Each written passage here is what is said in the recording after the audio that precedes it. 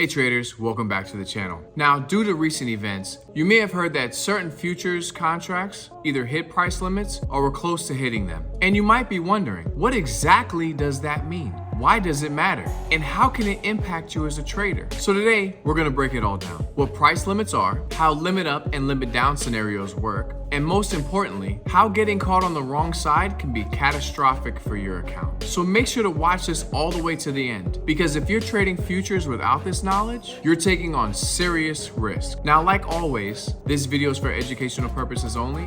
I am not a financial advisor, and you should definitely trade at your own risk. Now, what are price limits? Futures contracts, especially those tied to commodities or indexes, have price limits, predefined maximum ranges a contract can move during a single session. These limits are set by the exchange to help prevent extreme volatility and panic-driven market behavior. Each futures product has its own daily limit range. For example, the E-mini S&P 500 might have a 5% up or down daily limit. If price moves beyond that, the market can halt trading temporarily, or even for the remainder of the session, depending on the situation. When we say limit up, it means the market has reached its upper price boundary for the day, and no more buying can push the price higher. Traders who want to buy are locked out. Limit down is the opposite. The contract has hit its lowest allowed price move for the day. No more selling pressure can bring the price any lower. In both cases, liquidity dries up. You can't exit or enter any positions beyond those bounds. That's why it's referred to as being in a lock. You're locked out of the market. You might hear traders say the market is limit locked. That just means price has hit its daily limit and stays there with no trading happening beyond that point. For example, if crude oil hits limit down and just stays at that limit for hours with no uptick in price, it's locked. There's no buying interest to push it back inside the limit range. That's a red flag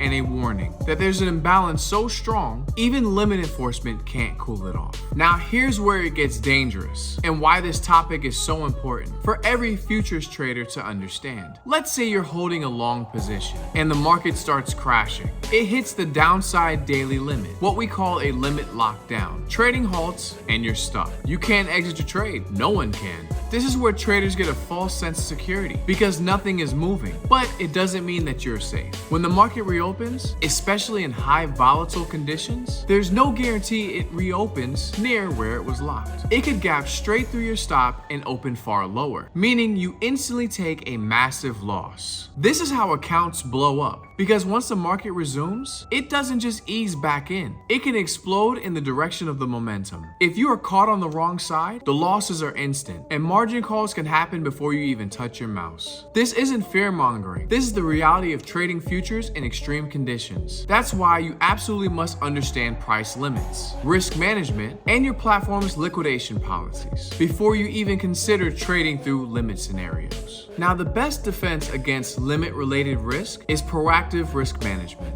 Here are a few tips.